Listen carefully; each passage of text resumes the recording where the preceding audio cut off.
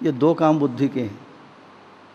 तो बौद्धिक नियम का मतलब कुल मिला के बुद्धि जो है हमारे जीवन की एक ताकत है। तो जीवन का ही नियम है वो। इसकी खूबी क्या है? बिना कोई घटना हुए, बिना कुछ किए आप समझेंगे और उसी समय सुखी हो जाएंगे। आपको भविष्य में इंतज़ार नहीं करना है, ऐसा करूँगा तब सुख पाऊँगा, ये मामला नहीं। आज और अभी आदमी सुखी हो जाता है समझ के। तो उसमें एक बिंदु को लिए थे असंग्रह।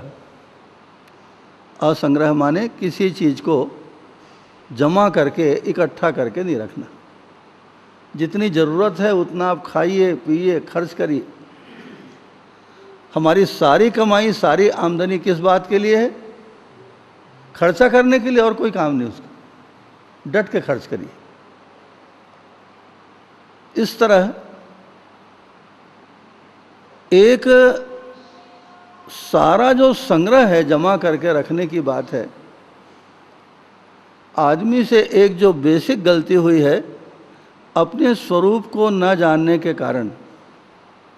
अपने स्वरूप को जिस दिन आप जान लेंगे, आप इतने बड़े हैं कि उसके बाद किसी हीन भावना के शिकार होने की स्थिति नहीं आएगी, कॉम्प्लेक्स नहीं आएगा आप में। लेकिन हमने उस मुद्दे को छोड़ दिया, इसलिए ज़िंदगी में बड़ी दीनता है, बड़ी कमजोरी है। दीनता है, हीनता है। अपने को हम बहुत कमज़ोर, हम अपने को बहुत अभागा ऐसा मानते हैं। करोड़ों लोग दुनिया में किसी तरह से घिसट के ज़िंदगी चलती है ऐसा मानते हैं, और बड़े बनने का शौक़ तो है ही। तो वस्तुओं के आधार पर, वस्तुओं के संग्रह के आधार पर मैं 1000 एकड़ ज़मीन का मालिक हूँ। चलिए, कौन आदमी उस गांव में एक भी आदमी है जिसके पास 1000 एकड़ ज़मीन हो? भले अकल मेरी 1 पैसे की, लेकिन अच्छा, मैं ज़मीन को ख़रीदा भी नहीं हूँ ना, मेरे पुरखों की ज़मीन है मान लीजिए। तो उसी को लेकर के आदमी करता है मैं बहुत बड़ा आदमी हूँ। क्यों भाई? मेरे पास 1000 एकड़ ज़मीन। आप 2-4 एकड़ खरीदे हैं, आज तक नहीं खरीदे भी। पुरखों से मिली हुई ज़मीन है। मैं फ़लानी जाति का हूँ, मैं ऐसी ज़मीन का मालिक हूँ, मैं फ़लानी संस्था का पदाधिकारी हूँ। कोई छोटी मोटी चीज़ को, सुविधा को इकट्ठा करके आदमी अपने को बड़ा मान लेता है, बड़ा हुआ नहीं रहता। मेरे पास सोना है, चांदी है, अनाज है, ज़मीन है, पद है, इतने लोग मेरी बात को मानते सुनते हैं, उस आधार पे अपने को बड़ा मानता है। सुविधा, सांसारिक चीज़ों को इकट्ठा करके, जबकि वो एक एकदम अलग दुनिया है, उसमें कोई स्थायित्व नहीं होता। आपने कितने मालगुजार, जमींदार, तालुकेदार, राजाओं को देखा, आज उन सब का कहीं अता पता नहीं। समय के परिवर्तन ने सब कुछ को उलट पुलट के रख दिया। तो संग्रह जो है हमारे सुख का आधार नहीं है। असंग्रह, खर्च करने के लिए कमाइए। असंग्रह के साथ आप जिएंगे, ये क्या है?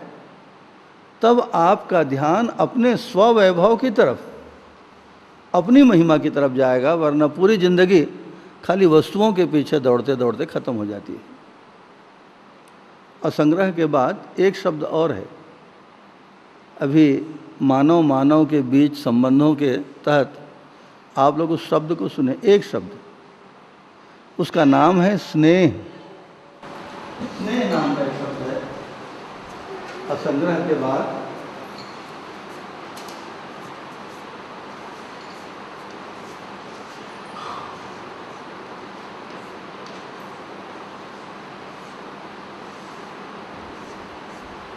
आपने जरूर इस शब्द को सुना होगा। मानव जाति के साथ, विशेष करके हमारे घर के जो लोग हैं, भाई हैं, बहन हैं, रिश्तेदार हैं, हमारे मित्र हैं, उनके साथ हम एक भाव से बंधे होते हैं। अगर उसको प्रेम ना कहें, जैसा पति पत्नी के बीच एक आकर्षण का, लगाव का, समर्पण का, सुख का भाव है, उसको प्रेम कहते हैं। तो उससे थोड़ा सा डिफ़र करने के लिए, अलग बताने के लिए स्नेह नाम का एक शब्द है। कुल मिलाकर स्नेह क्या है? एक भाव है। भाव को ही हम लोग बोलचाल में मूल्य कहते हैं। जैसे मैं जो कुर्ता हूँ ये कुल मिला के कपड़ा है। अब इस तरीके से काट के सिलवा दिया तो इसको कुर्ता नाम दे दिए, आप जिस तरीके से सिलवाएं इसको बूट शर्ट नाम दे दिए। इसी कपड़े को इन लोगों ने सिलवाया है तो उसको हम लोगों ने ब्लाउज़ नाम दे दिया, पेटीकोट कह दिया। ये कुल मिलाकर एक शब्द में समझ जाइए कि कपड़ा है। नाम तो 50 तो होंगे, बहुत सारे कपड़ों के डिज़ाइन के नाम भी हम लोग नहीं जानते, इतने किस्म के फैशन दुनिया में चलते हैं। तो हुआ क्या, सारी दुनिया है और दुनिया में फैले हुए लोग हैं और पशु पक्षी पेड़ पौधे भी, इनके साथ हमारे जीने का, सोचने का, व्यवहार करने का तरीका क्या हो। पहले आदमियों को लीजिए, आदमियों के साथ हम कैसा जिए, जिन लोगों को जानते हैं उनको भी, जिनको नहीं जानते उनके भी। तो उसके लिए एक बात कि दुनिया जा किधर रही है। सारी दुनिया की आज जो गति है, पेड़ की, पौधे की, जानवर की, आदमी की, गरीब की, अमीर की, किस गति में, किस तरफ जा रहे हैं। क्योंकि दुनिया का प्रत्येक प्राणी एक परमाणु भी पूर्णता रूपी परमात्मा में, सत्ता में, शून्य में डूबा हुआ है। इसलिए पूर्णता की प्यास हमारे भीतर आ गई। उस प्यास के चलते प्रत्येक आदमी जाने या अनजाने पूर्णता की ओर गति कर रहा है और हमारे जीवन का कोई भी लक्ष्य नहीं। आप जो भी कार्य व्यवहार करते हैं, चिंतन करते हैं, चाहते हैं, घूम फिर के वो किधर जाती है, पूर्णता की ओर गति है और कुछ भी नहीं। आप देख लीजिए, हजारों हजार बरस में आदमी ने जो किया है उसकी समीक्षा करिए, पूर्णता की तरफ।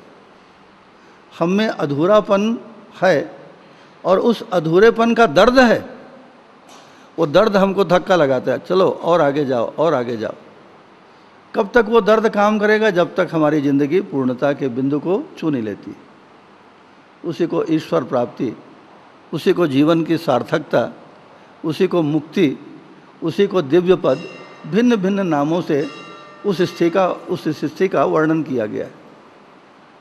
तो हर आदमी, मेरे जो रिश्तेदार हैं, भाई हैं, बहन हैं, मेरे मित्र हैं, ये जितना मानव समाज आपको धरती पर दिखाई पड़ता है पूर्णता की ओर, तो उसको पूर्ण बनाने के क्रम में मुझको जब ये महसूस होने लगता है कि मेरी भी जिम्मेदारी, मैं इसको मदद करूं।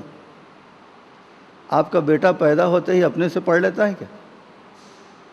उसको 15-17 बरस गुरुजी लोग, माता पिता लोग, पड़ोस के लोग धीरे धीरे उसको उत्साहित करते हुए, प्रोत्साहित करते हुए, रोज़ पढ़ाते हुए, स्कूल कॉलेज बनाते हुए इतनी मेहनत करते हैं, तब बच्चा थोड़ा सा पढ़ना लिखना सीखता है। वो एक दिन का काम नहीं है पढ़ाई लिखाई। तो इसी तरह ये पूर्णता की ओर गति करने में अगर मेरी सहायता की, मदद की, सहयोग की ज़रूरत हो, मेरी जिम्मेदारी है। जैसे बच्चों को पढ़ाना जितनी बड़ी जिम्मेदारी है ना, उससे बड़ी जिम्मेदारी है किसी आदमी को पूर्णता की ओर गति देने के लिए उसको सहायता करना। ये जिम्मेदारी का जो एहसास है, ये जो फीलिंग है, उसको स्नेह कहते हैं। अगर ऐसा मैंने फील कर लिया तो अपनी तरफ से जितनी मेरी ताकत है, अकल है, मैं करूँगा ही करूँगा उस आदमी के लिए, चाहे वो कोई भी हो। एक जिम्मेदारी को महसूस करना, जैसे आप अपने बाल बच्चों के लिए महसूस करते हैं। और वही स्नेह नाम का भाव जब बहता है, गति करता है, तो उसी को निष्ठा कहते हैं। अब एक बार जब तय हो गया कि मैं अपने स्नेह पात्रों को पूर्णता की ओर ले जाने के लिए जिम्मेदारी को निभाऊंगा, तो दूसरा कदम उसके लिए प्रयास की निरंतरता, लगातार मैं उसमें बढ़े रहता हूँ। इसका नाम निष्ठा है। सारी दुनिया के जो बड़े बड़े काम हैं और बड़े बड़े जो परिणाम आए, वो इन्हीं दो चीज़ों की वजह से हुए। आपने भारत के इतिहास को देखा होगा। सन 1857 में जो अंग्रेज़ों के खिलाफ जो एक बहुत बड़ी क्रांति हुई, उसको उन्होंने गदर नाम दिया। 1857 से लेकर 1947 तक 90 बरस तक मेरी बात कौन मानेगा, आपकी बात कौन मानेगा? इतनी बड़ी दुनिया है। आज तो आपके घर के लोग, आपके पड़ोस के लोग हमारी आपकी बात सुनते नहीं हैं, तो क्या मेरे कहने से कोई आदमी मरने के लिए तैयार होगा? न मैं किसी को नौकरी दे सकता हूँ, न मैं पैसा दे सकता हूँ। तो एक क्या रिश्ता रहा होगा कि इतने बड़े लोग मरने मारने को तैयार हो गए आज़ादी के लिए? वो स्नेह का रिश्ता था। गांधी जी के पास क्या चीज़ थी? ना पैसा था, ना गांधी जी किसी को नौकरी देते थे, बल्कि बोलते थे चलो आंदोलन करेंगे। क्या होगा बापू? क्या होगा? गोली खाओगे, डंडे से मारेंगे अंग्रेजों की सेना, तुमको आके जेल में डालेगी, जुर्माना होगा। तो गांधी जी के कहने से लोग डंडा खाने को तैयार हो गए, गोली खाने को तैयार हो गए, अपने घर परिवार को बर्बाद करने को तैयार हो गए। कोई स्नेह उनको बांध के रखे था, और कोई मालिक तो थे नहीं गांधी जी, उनके पास तो कुछ था नहीं। तो स्नेह और निष्ठा, हम तो 90 दिन तक किसी काम को लगातार कर नहीं पाते। आज हमारी हालत ऐसी है। इसी देश के लोगों ने 90 बरस अखंड मेहनत की, किसके लिए? आज़ादी के लिए। सन 1857 से लेके 1947 तक। स्नेह और निष्ठा का परिणाम कि जो उस समय असंभव लगता था। आपने सुना ना, कल परसों हम लोग चर्चा कर रहे थे, गांधी जी जब दक्षिण अफ्रीका से भारत आए लौट के, तो उनके पास जुझारू मरने मारने वाले 15 आदमी नहीं थे। उनके राजनीतिक गुरु गोपाल कृष्ण गोखले ने कहा कितने आदमी हैं? गांधी ने कहा एकदम जीवट के 15 आदमी। गोखले बोले कि अरे पागल आदमी, 40 करोड़ की आबादी वाला देश है और तुम 15 जने मिलकर के देश को आज़ाद कर लोगे? क्या बेकार की बात सोचते हो? गांधी जी ने कहा नहीं, मैं तो करूँगा। और गांधी 1915 से लेकर के आज़ादी मिलते तक अखंड अपने काम में लगे रहे। ये निष्ठा क्या चीज़ है, उसका एक सैंपल आपने देखा। एक छोटी सी घटना की तरफ आपका ध्यान दिलाना चाहूँगा। जब गांधी जी ने 1921 में खिलाफत आंदोलन शुरू किया, तो गांधी जी ने घोषणा की थी अगर पूरा देश मेरी बात मान ले, 1 साल में भारत को आज़ादी मिल जाएगी। अब पूरे देश में इतना उत्साह, इतना जोश, लोग पागल हो गए थे, जहां देखते वहीं गांधी गांधी, भीड़, आंदोलन। गांधी जी जब लोगों को इस बात को समझाने के लिए जाते थे, इलाहाबाद आए तो 1 लाख आदमी गांधी जी को परखाने के लिए, स्वागत करने के लिए स्टेशन में खड़े थे। 1 लाख आदमी। अब सोचिए आप कहीं पे जाएं और आपके स्वागत के लिए 1 लाख जनता खड़ी हो, कैसा उत्साह, कैसी खुशी आपके मन में पैदा होगी। लोग इस तरह से आपकी बात सुनने के लिए, आपकी बात पर ध्यान देने के लिए आमादा हैं। देखते बनता था। उस स्वागत करने वालों में श्री प्रकाश भी थे, जो बाद में उत्तर प्रदेश के गवर्नर बने। उसके बाद चौरी चौरा कांड हुआ, आप जानते हैं। गांधी जी ने अपना आंदोलन वापस ले लिया कि देश अभी अहिंसक क्रांति के लिए तैयार नहीं है। थाने को जला दिए थे, पुलिस वाले मर गए, सरकार ने दमन चक्र चलाया, गांधी जी को जेल में डाल दिए। ले दे के सन 1924 में गांधी जी छूटे जेल से। उसके बाद देश की क्या हालत है भाई, इतने साल जेल में रहेंगे, दुनिया कहाँ से कहाँ निकल जाती। गांधी जी ने फिर दौरा किया, और ऐसा दौरा करते हुए फिर वही इलाहाबाद पहुँचे। तो श्री प्रकाश ने संस्मरण लिखा है, तो उन स्वागत करने वालों में श्री प्रकाश भी वहाँ पे थे। सन 24 में गिन के 50 आदमी आए थे गांधी जी को परखाने। ये 2 घटनाएं हिला देती हैं दिल दिमाग को। जिस आदमी के स्वागत के लिए इलाहाबाद शहर के 1 लाख लोग पगलाए हुए खड़े थे, आंदोलन के असफल होने के बाद 50 आदमी ले दे के गिन के थे। श्री प्रकाश ने लिखा है, दोनों घटनाओं को मैं अपनी आंखों से देखा हूँ, दोनों समय में था। गांधी जी की जगह अगर कोई दूसरा नेता होता ना तो उसका दिमाग हिल जाता, रे जनता तो बस ऐसी है, क्या इसकी आज़ादी के लिए मरना जी। गांधी जी ने कुछ नहीं सोचा, चाहे 50 आदमी हो, 500 हो कि 1 लाख आदमी, मुझको एक काम करना है, देश की आज़ादी के लिए भिड़े रहे। और आखिरकार जिन बातों का, जिन गांधी जी का, नेहरू का लोग मजाक उड़ाते थे, आखिर 1947 में देश आज़ाद हो गया। ये क्या चीज़ है? लगातार जो उस कार्य की सिद्धि के लिए जो निरंतरता पूर्वक प्रयास चला, इस निष्ठा ने चमत्कार किया और वाकई घटना के रूप में घटित हो गया। तो दूसरा जो नियम है जिंदगी का, वो है स्नेह। स्नेह माने किसी के विकास के लिए अपनी जिम्मेदारी का, किसी के जीवन की पूर्णता के लिए अपनी जिम्मेदारी का एहसास होना और उसमें लगातार निरंतर भिड़े रहना, ये निष्ठा है। निष्ठा जो है बहने वाला मूल्य है और स्थापित मूल्य में स्नेह नाम की एक चीज़ है। बहुत छोटी छोटी बातें हैं। कौन ऐसा आदमी है जो स्नेह नहीं करता होगा? भाई को, बहन को, रिश्तेदार को, मित्र को। ये स्नेह तो है, लेकिन कितनी बड़ी चीज़ है, इसकी कितनी बड़ी महिमा है।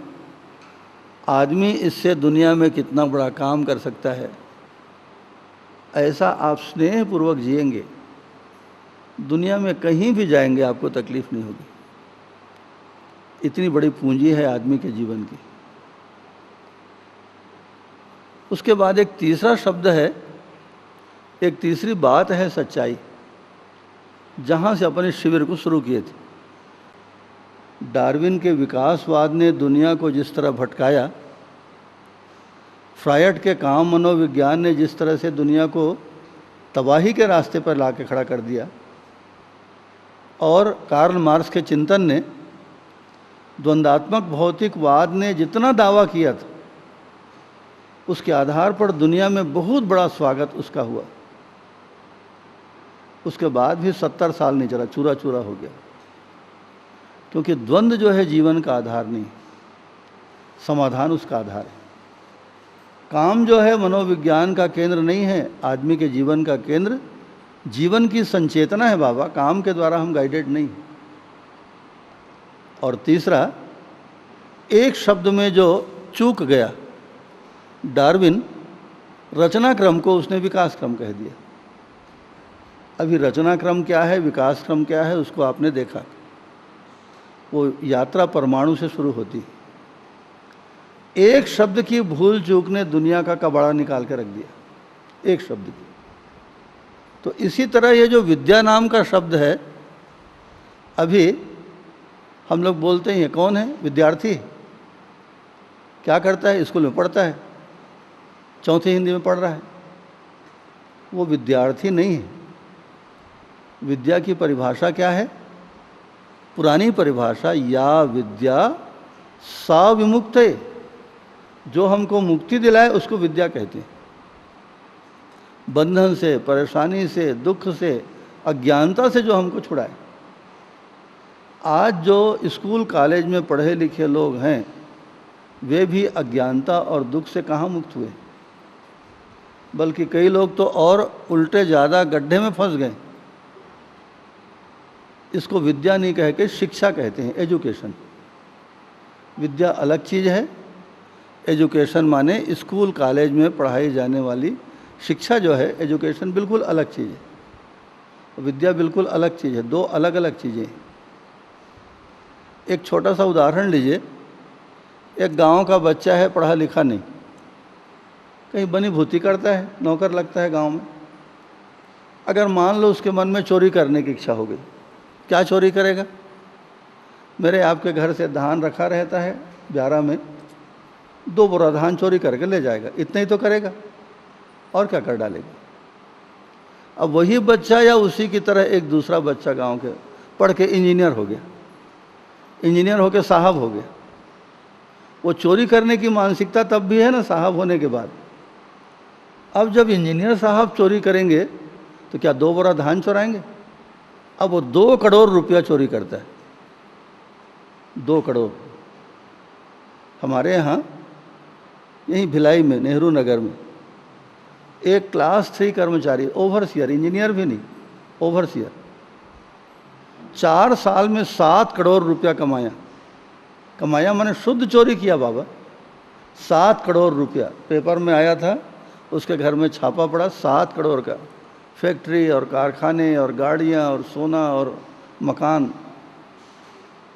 अब आप सोचिए, एक छोटी सी बात, वो शिक्षित आदमी है ना, गंवार आदमी नहीं, अनपढ़ आदमी नहीं, शिक्षा पा करके उसकी चोरी करने की ताकत बढ़ गई। अगर मान लो मजदूर होता तो क्या चुराता, 1500 रुपये चोरी करता, गांव में रहता 2-4 बोरा धान ले जाता, 7 करोड़ रुपया 4 साल के भीतर चुरा लिया। तो शिक्षा जो है हमेशा आदमी को शानदार बनाए ऐसा जरूरी नहीं, इसलिए बिल्कुल एक अलग शब्द का प्रयोग किया गया, विद्या। यहाँ अगर उसको ठीक से आइडेंटिफाई करेंगे तो विद्या का मतलब यही जीवन विद्या है, जिसको आप अभी सुन रहे हैं, जीवन विद्या। ये जीवन विद्या किसके लिए है? सुख पाने के लिए, सुखपूर्वक जीने के लिए। और विद्या में एक चीज़ और आती है, हमारा सांसारिक जीवन तो है ही है, हमारा शरीर तो है ही, तो इस शरीर की चर्या को, खाना, कपड़ा, मकान, घर, बच्चे, सामाजिक जीवन की जिम्मेदारियों की निर्वाह, तो उसके लिए वस्तु विद्या। वस्तु विद्या माने उत्पादन करना, कि जैसे पेड़ है, खड़ा है, अब इसकी एक डंगाल टूट के गिर गई, इसको प्रकृति ने पैदा किया है, पेड़ की डंगाली को मैं और आप नहीं बनाए। अब आदमी क्या करता है, उस डंगाल को ला के, वो तो आड़ी टेढ़ी लकड़ी है, उसको बढ़िया हम साइज़ में काट लेते हैं, उसको बढ़िया ऐसा स्लाइस जैसा चीर देते हैं और बढ़िया चीर के उसका दरवाज़ा बना देते हैं। लकड़ी के रूप में उसकी कीमत जो है 1000 रुपया नहीं थी, और जब वही लकड़ी शानदार नक्काशीदार दरवाज़ा बन के आ गई तो उसकी कीमत 10,000 रुपया होगी। आदमी ने क्या किया? अपनी मेहनत और अपनी अकल को उस प्रकृति ने जो पैदा किया था उस लकड़ी के ऊपर लगा करके उसने शानदार दरवाज़ा बनाया। इसमें, इस दरवाजे में उपयोगिता भी हो गई और कलात्मकता तो है ही। आप अपना दरवाज़ा देखिए सामने का, तो इसको कहते हैं वस्तु विद्या। आपने कुर्सियाँ बनाई, पहले लकड़ी की कुर्सियों में हम लोग बैठते थे, अब ये फाइबर का, प्लास्टिक का ज़माना आया, अब तो कार में, ट्रकों में फाइबर का उपयोग होने लगा। आप देखिए जाके, पहले लोहा का बनता था वो। तो ये जो जितना कुछ निर्माण, लोहे के ग्रिल का ज़माना पुराने समय में थोड़ी था, इस तरह की खिड़कियां हम लोग थोड़ी लगाते थे। अब तो विदेश में दीवार बनाए हैं ना, ये दीवार का रिवाज भी गया, दीवार भी नहीं, प्योर ग्लास लगा है, कांच लगा है, शुद्ध कांच। और 1-2 मंजिल नहीं बाबा, ये 50 मंजिल 80 मंजिल की बिल्डिंग, इसी के ऊपर और मंजिल बनाइए और बनाइए। ये वस्तु विद्या है। सांसारिक जो कार्यकलाप हम करते हैं, उत्पादन का काम, निर्माण का कार्य क्यों करते हैं? आदमी को भौतिक रूप से सुखी बनाने के लिए। हालांकि इसमें स्थायी सुख शांति नहीं है। तो 2 चीज़ें, जीवन विद्या और वस्तु विद्या, इससे हमारे जीवन की तमाम आवश्यकताएं पूरी हो जाती हैं। जीवन विद्या माने आदमी अपने जीवन के स्वरूप को, जीवन की ताकत को, जीवन की महिमा को, जीवन के कार्यकलाप को समझे और जीवन के साथ बाकी दुनिया के पेड़ पौधे, पशु पक्षी, सूरज चांद, अपने जैसे करोड़ों आदमी के साथ अपने अंतर संबंधों को ठीक ठीक समझे। इस विद्या को जीवन विद्या कहते हैं। ऐसा समझने से क्या हो जाएगा? अरे आदमी खुशियों से तरबतर हो जाएगा। एक बार कोई बात आपकी समझ में आ गई तो उसके बाद क्या करता है आदमी? उसको आचरण में लाता है। आचरण में लाता है तब उसके परिणाम आते हैं, और जब परिणाम आता है उसके बाद ज़िंदगी खुशियों में नहाएगी ही, निश्चित है वो। एक बार कोई बात हमको स्वीकार भर हो जाए, जैसे आज से 50 साल पहले पढ़ने का कोई ख़ास रिवाज नहीं था हमारे समय में, क्योंकि हम लोगों के घर के लोग पढ़े लिखे थे, तो हम लोगों को भी खेत दिए स्कूल जाओ तुम पढ़ना, तो उस धर्म धक्के में हम लोग पढ़ लिए। उसमें जैसे आज बच्चों में, उनके माता पिता में, समाज में पढ़ो पढ़ो पढ़ो, ऐसी कोई बात नहीं थी। हमारे ही कितने ही मित्रों ने प्राइमरी स्कूल में छोड़ दिया, भागते थे वो लोग, अपना घर से निकले बस्ता लेके भाग गए बगीचे में, खेत में। हम लोग उनको कुदाते थे, जाओ पकड़ के लाओ उनको, फिर भी बच्चे नहीं पढ़े, बहुत थोड़े लोग पढ़ पाए। आज ये 50 सालों में क्या हुआ बताइए? 50 सालों में धीरे धीरे एक बात लोगों को समझ में आ गई कि आज के ज़माने में अपने बच्चों को पढ़ाना चाहिए, चाहे लड़की हो, लड़का हो, गरीब हो, अमीर हो। उसका परिणाम ये हुआ कि लोग आज अपनी ज़मीन जायदाद, घर मकान बेच के बच्चों को पढ़ा रहे हैं। एक सच्चाई पकड़ में आ गई कि अनपढ़ होने की तुलना में पढ़े लिखे होना ज़्यादा बुद्धिमानी का काम है। समाज में इज्जत भी मिलती है, अच्छी नौकरी भी मिलती है, आदमी अपने काम को पढ़ा लिखा आदमी बेहतर तरीके से कर सकता है, और एक अनपढ़ आदमी की तुलना में अगर पैसा कमाएगा ज़्यादा पैसा कमा सकता है। तो एक बार पढ़ना अच्छी चीज़ है, ये बात हमको आपको समझ में आई, तो जिनकी पढ़ाने की स्थिति नहीं थी, लोग उधार मांग के ज़मीन जायदाद बेच के अपने बच्चों को पढ़ाना शुरू कर दिया एक बार। तो ऐसे ही जीवन की सच्चाई को समझना उससे भी ज़्यादा ज़रूरी काम है। पढ़ने लिखने से भी, शिक्षित होने से भी ज़्यादा ज़रूरी जीवन की सच्चाई को समझना है, क्योंकि हमारे सुखी दुखी होने का आधार हमारा जीवन ही है और कुछ नहीं, वस्तुएं नहीं है। भारत में एक बहुत बड़ा प्रयोग हुआ, आपने उधर ध्यान दिया? उसको हम कहते हैं सन्यासियों की परंपरा। सन्यासी माने जो सत्य को समझता हो आदमी सन्यासी, और सत्य को समझने के साथ एक गंभीर प्रयोग उन्होंने किए, क्योंकि दो लोगों का बहुत जिक्र आता है, एक तो बड़े बड़े राजाओं का, महाराजाओं का, और दूसरे हमारे देश में साधु सन्यासियों का,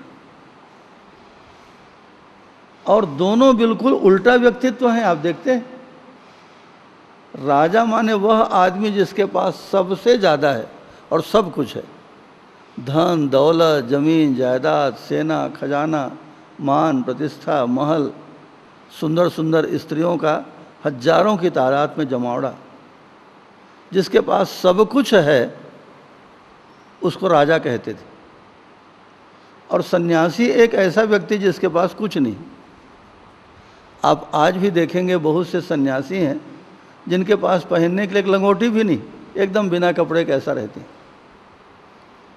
अब अगर कोई आदमी राजा बना, अगर कोई आदमी सन्यासी बना, एक ने जीवन की सारी सुविधाओं को इकट्ठा किया और एक व्यक्ति ने सारी सुविधाओं को लात मार दिया।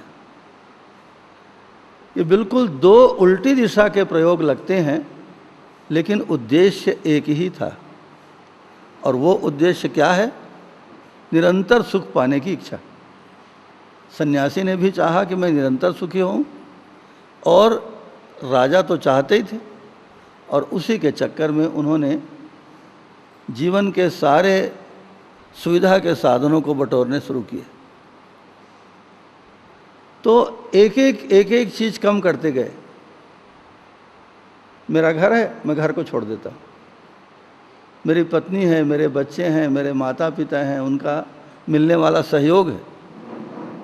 आज अगर मैं कुछ भी काम नहीं करता तो भी मेरी पत्नी, मेरी माँ, मेरे पिता ज़िंदगी भर मेरा खर्चा चला दिया, ज़िंदगी भर। हम लोग तो कुछ नहीं किए। ये सहयोग है। अगर मैं इस सहयोग को छोड़ दूं तो क्या होगा? मैं सुख पाऊंगा कि नहीं पाऊंगा? लोगों ने घर छोड़ दिए। बहुत बड़े पैसा रुपया वालों ने, लोगों ने अपना घर, पैसा रुपया छोड़ दिया, परिवार छोड़ दिया, अपना गांव इलाका छोड़ दिया, यहाँ तक कि पहनने के 2 ठो कपड़े थे उसको भी छोड़ के नंगा हो गए। ये कपड़ा छोड़ देना संन्यास नहीं है। एक बेहद गहरा प्रयोग है जो भारत के इतिहास में, मानव जाति के इतिहास में जो किया गया कि अगर हम वस्तुओं की मात्रा को घटाते जाएं तो मुझको मिलने वाले सुख की मात्रा बढ़ती है कि कम होती। क्योंकि पहला एक जो गलत कोरिलेशन हो गया था कि जितनी मात्रा में सामान बढ़ेगा उतनी मात्रा में मेरा सुख बढ़ेगा। पूरा यूरोप जो है ना, आज भौतिकवादी चिंतन का आधार क्या है कि जितनी मात्रा में सामान बढ़ते जाएगा, मान लीजिए मेरे पास एक कुर्ता है, अगर मुझको 10 कुर्ता मिल गया तो मैं ज़्यादा सुखी हो जाऊंगा। मेरे पास 100 रुपया है, अगर 1000-2000 मिल जाए तो मैं ज़्यादा सुखी हो जाऊंगा। मेरे पास एक कमरे का मकान है, अगर 5 कमरे वाला बड़ा बंगला मिल गया तो मैं ज़्यादा सुखी हो जाऊंगा। इसका नाम भौतिकवाद है। आदमी का सुख वस्तुओं पर निर्भर है और ये सारी चीज़ें पैसे से मिलती हैं।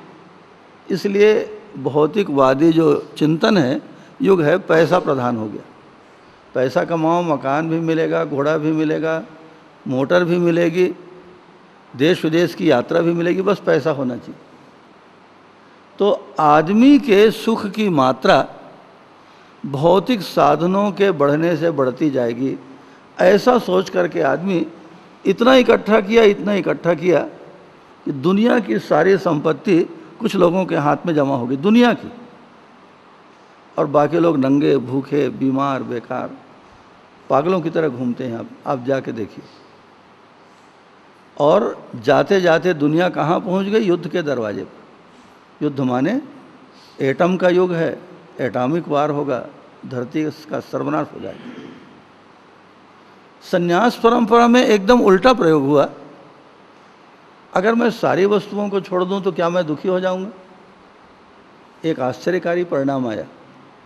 वो वस्तुओं को छोड़ने की वजह से नहीं था, मेरे भीतर की जो सच्चाई है उसको जो समझ गया, आत्मा के सत्य को, अपनी बुद्धि की सच्चाई को, चित्त की वृत्तियों को, मन की लहरों को, हर चीज़ को देखते गया, समझते गया, तौलते गया।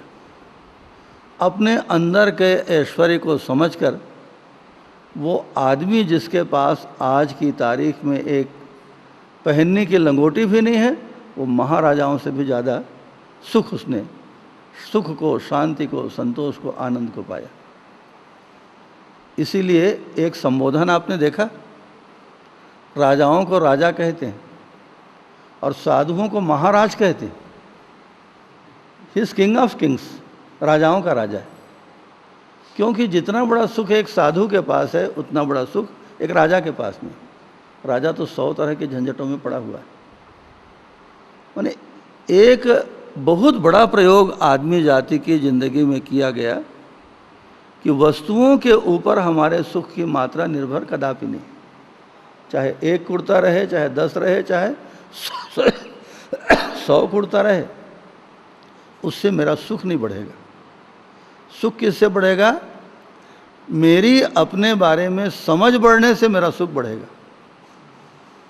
अपने को जितनी मात्रा में मैं गहराई से, ईमानदारी से, सटीकता से समझ जाऊंगा, उतने मैं ज़्यादा सुखी हो जाऊंगा।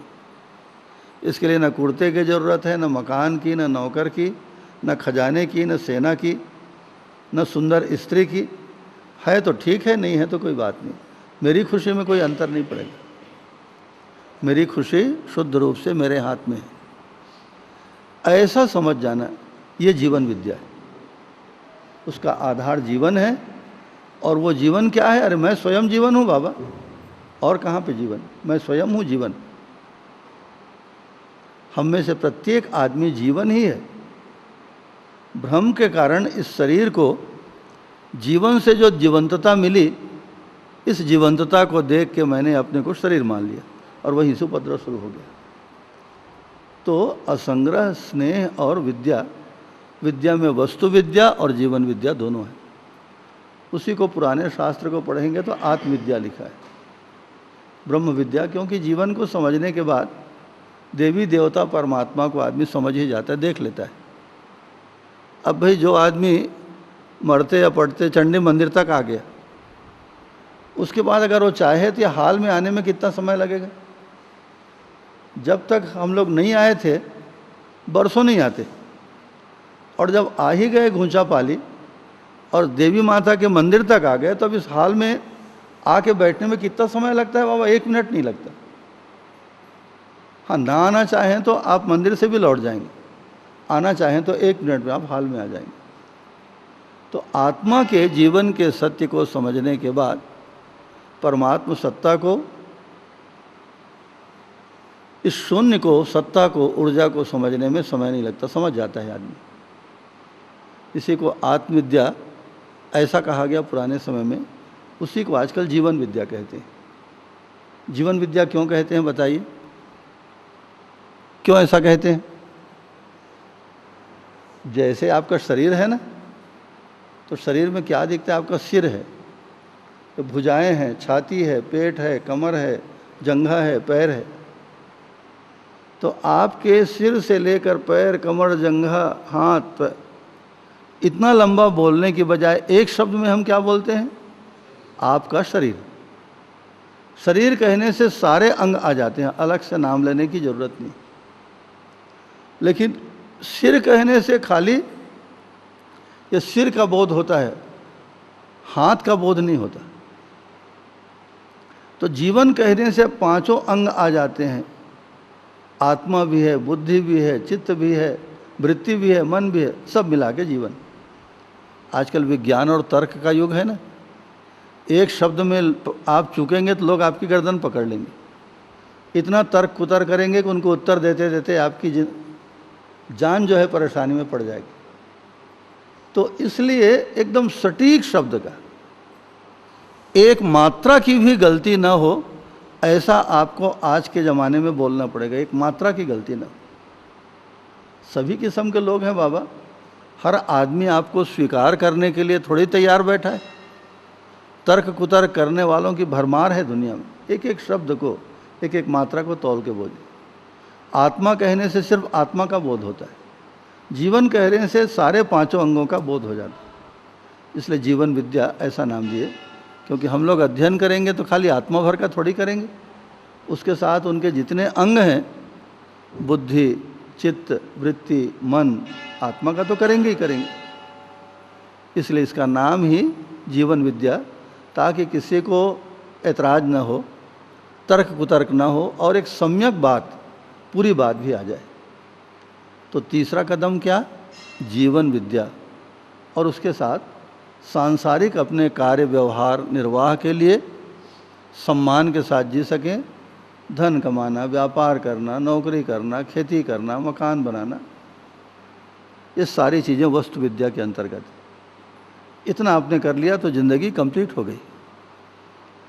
अब यह बौद्धिक नियम है ना, मैं जीवन हूँ और अक्षय बल और अक्षय शक्ति से संपन्न हूँ, ऐसा आप महसूस करते हैं, तुरंत आप सुखी हो जाते हैं। आपको और भविष्य के लिए पेंडिंग में रखना नहीं पड़ता। जैसे ही आपके भीतर ये स्वीकार होता है, क्योंकि यही सच्चाई है हमारे आपके जीवन की, उसी समय आदमी सुखी होता है। जैसे ही अभी आप यहाँ बैठे, जेब में भले 5 रुपया ना हो, जैसे ही आपको निश्चित सूचना मिलती है किसी भले आदमी ने आपके बैंक अकाउंट में 50,000 रुपया डाल दिया, इस बात की सूचना, पैसा वैसा कुछ नहीं मिला है अभी, खाली सूचना मिलती है, आप खुश, वाह क्या बात हो गई, बहुत परेशान था भैया कर्जा के मारे, अब सब कुछ छूट छाट के बराबर कर दूंगा, बहुत सारे कामों को निपटा दूंगा। सूचना मात्र से आपका मन निश्चिंत हो जाता है, भय दूर हो जाता है, चिंता दूर हो जाती है, तनाव हट जाता है, सूचना मात्र से। ऐसी एक गलत सूचना ने, आपने सुना ना, कई बार ऐसा हुआ है कि लोगों को गलत सूचना मिली कि तुम्हारी पत्नी मर गई, तुम्हारा बेटा मर गया। इतना शॉक लगा कि पत्नी बेचारी जिंदा थी, वो आदमी सुना, वो चिंता के मारा वो मर गया, खुद मर ही गया वो। ये सच्ची घटना है। हमारे यहाँ बैंक में एक अधिकारी थे, सोनी जी, उनकी पत्नी मुश्किल से 30-32 साल की रही होगी, बहुत अच्छे सज्जन लोग थे। हम लोग करीब करीब रोज़ हमारे घर के सामने उनका क्वार्टर था साहब का। तो इस घटना के 1 हफ्ते पहले हम लोग साथ में बैठे थे, उनकी मिसेज भी बैठी थी, बैंक के और साहब लोग बैठे थे। भैया हाथ देखो, हाथ देखो, हाथ वाथ देखा, अरे सब ठीक है। 1 हफ्ते के बाद किसी काम से अस्पताल गई उसकी घर वाली, तो अस्पताल वालों ने कहा अरे तुमको तो कैंसर हो गया। अब इतना सुन करके लड़की बेचारी सूख गई। उसके पति को जब यह बात मालूम हुई तो उसको दिल को इतना धक्का लगा कि दिल की बीमारी हो गई उसको। मैं इसी कार्यक्रम में गया था, जब लौट के गया तो रोते हुए आए, भैया मैं क्या करूं, तो पूरा बर्बाद हो गया। क्या हो गया? अरे मिसेस को कैंसर हो गया और 3rd स्टेज है, बस मरने वाली। जबकि बढ़िया खा रही थी, घूम रही थी, एकदम स्वस्थ थी ना। तो मैं कह रहे क्यों चिंता करते हो, डॉक्टर लोग भी गधे होते हैं, हो सकता है डॉक्टर से गलती हो गई हो, कुछ नहीं होगा, मैं देखा हूँ। अभी 1 हफ्ते पहले हम लोग बैठे थे उनको, लेकिन कहाँ भैया डॉक्टर की बात को मानेगा, मेरी बात को थोड़ी मानेगा। मैं कोई ऐसा सर्टिफाइड डॉक्टर थोड़ी हूँ। अब बॉम्बे ले गए, दिखाए, दुनिया भर का किए। 2 महीने के अंदर उनकी पत्नी तो आज तक ठीक ठाक है, जिंदा है। सोनी साहब मर गए, बाबा मर गए एकदम, मेरे आंखों की देखी घटना है, मेरे घर के सामने रहते थे लोग। माने एक झूठी सूचना, गलत सूचना कि भाई कैंसर हो गया, ठीक है हो गया होगा, नहीं 3rd स्टेज का कैंसर, माने बिल्कुल मरने के कगार पे आ गई है। तुम्हारी पत्नी ऐसा बोल दिया डॉक्टर लोग। अरे आजकल डॉक्टर लोग भी सब कुछ थोड़ी जानते हैं। आप सारी दुनिया में, भगवान न करे आप बीमार पड़े, अगर खुदा ना खास्ता आपको बीमारी के चक्कर में सारी दुनिया घूमनी पड़े ना, तो आप ये डॉक्टर और अस्पतालों की हालत देख के अकबका जाएंगे।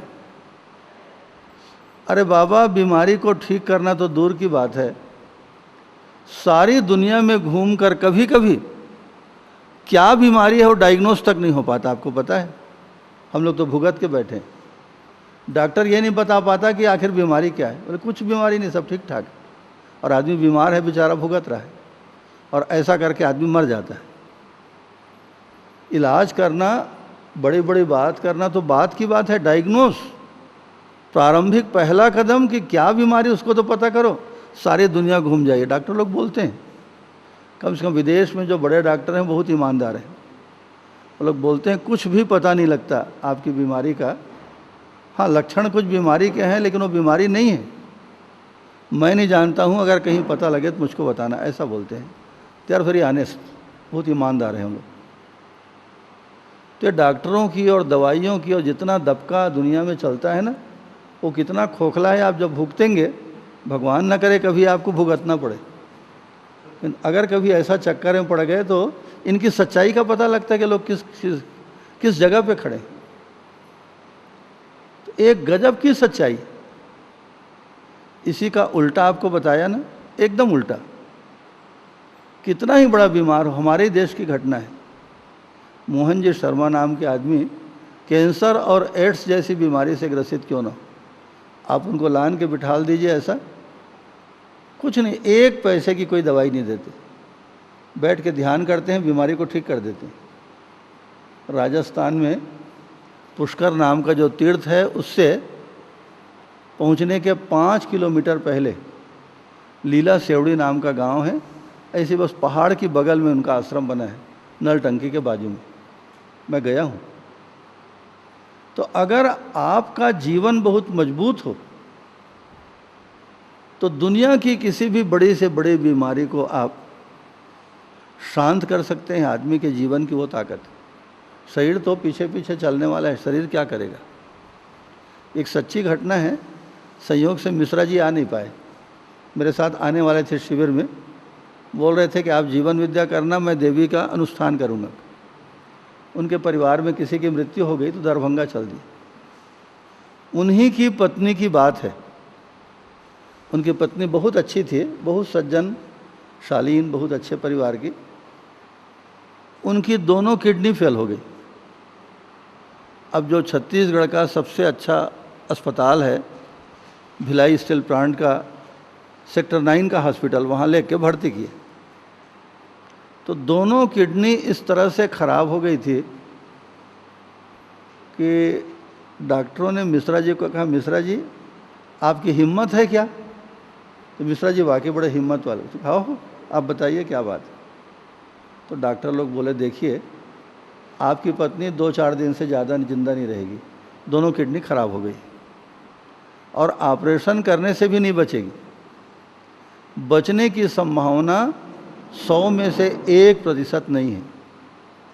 आप बेकार बेचारी को अस्पताल में क्यों मारोगे, आप इसको घर ले जाओ। तो मिश्रा जी उसको घर ले आए अपने। अब जो बड़े से बड़े डॉक्टर के बारे में आप बताते हैं, कलकत्ता में है फलाना डॉक्टर है, फलाना वैद्य है, तुरंत बुलाओ। मेरे देखे 50 विशेषज्ञों को लाके दिखाए, सब लोगों ने यही एकमात्र कमेंट किया। किसी ने कहा 4 दिन जिएगी, किसी ने कहा 1 हफ्ता, किसी ने कहा 5 घंटे में ख़त्म हो जाएगी, इसके लाइफ नहीं है, दोनों किडनी फेल हो गई।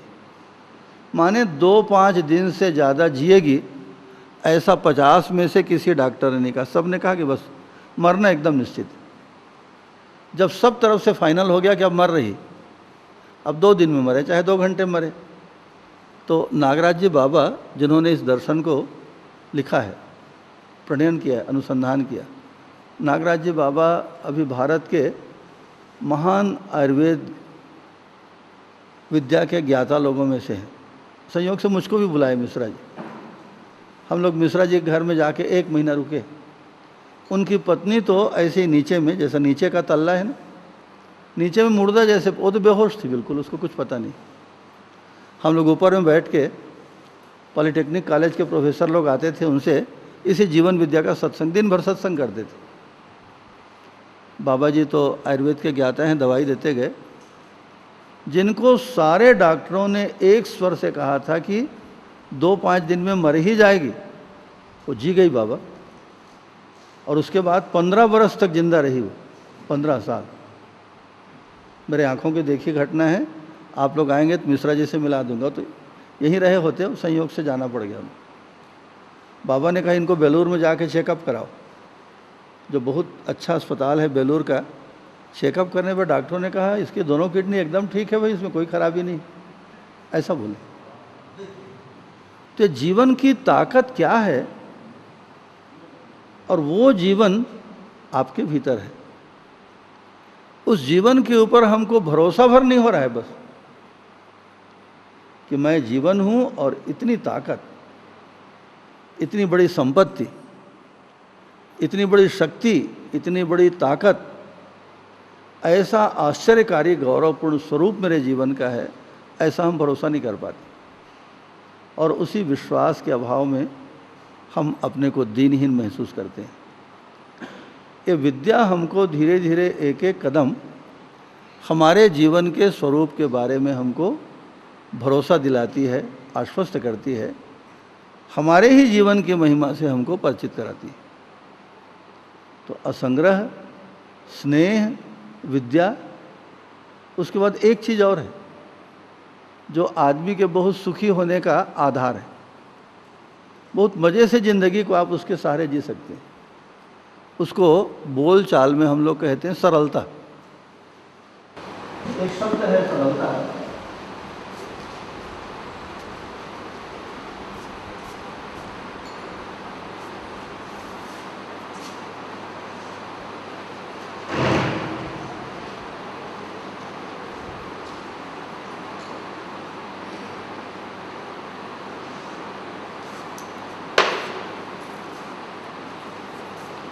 सरलता एक शब्द है।